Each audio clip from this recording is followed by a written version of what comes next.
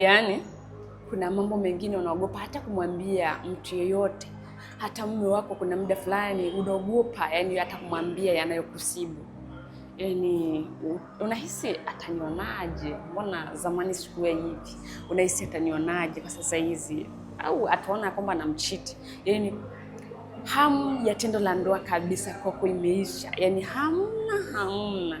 Yani hata akikuandaa masaa matatu kwako ni mkavu, na akianza tendo unapata maumivu makali. Kwa hiyo ndio amekuacha siku ya kwanza, sawa, ulikuwa haujisikii hamu ya tendo la ndoa, akapumzika. Siku ya pili sawa, ya tatu nako bado vile vile ukavukeni.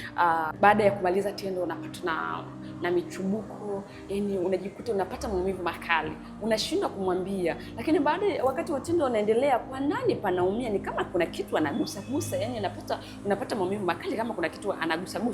Sasa unashindwa kumweleza kwa sababu zamani haikuwa hivyo, lakini sasa hizi karibuni imekuwa hivyo, hadi unashindwa kumwambia na hakuna mtu ambaye kumwambia. Hiyo ni changamoto kama changamoto zingine, na usifumbie macho. Na ukifumbia macho inaweza kukuathiri na ikakupelekea usiweze kubeba mimba.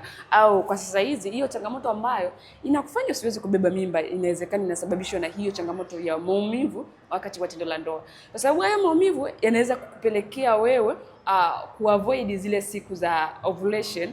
Wakati siku zako za hatari wewe una avoid ili usipate maumivu, na ndio maana unaona napitia hayo.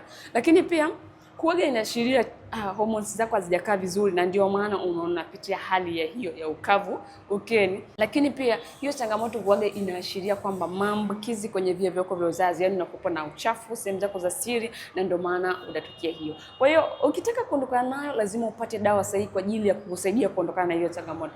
Iwe tu ni hormones, iwe ni maambukizi, iwe ni changamoto ya uvimbe kwenye kizazi, pia upate dawa sahihi kwa ajili ya kuondokana nayo. Kwa hakikisha haukai kimya wala usimuonea aibu mwenza wako. Kama unamuonea aibu mwenza wako, basi nipigie mimi leo hii ili uweze kukushauri na kukupatia tiba moja kwa moja uweze kuondokana na changamoto yako.